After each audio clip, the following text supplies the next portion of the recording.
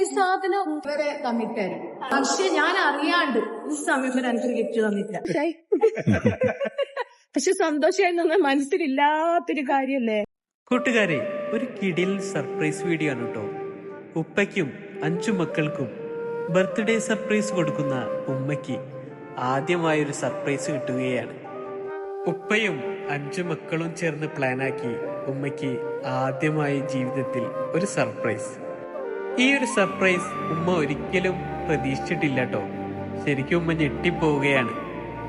ആള് മൊത്തത്തിലൊന്ന് ഷോക്കായി. ആരാ തന്നെയെന്നൊന്നും മനസ്സിലായില്ല കേട്ടോ.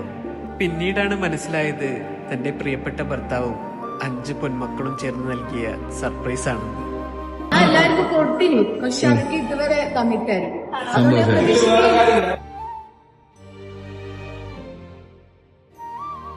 26 വർഷമായിട്ട് എനിക്ക് ഇതുവരെ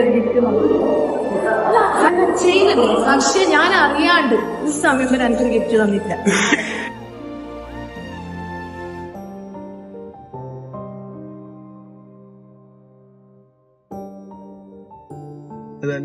സന്തോഷായി.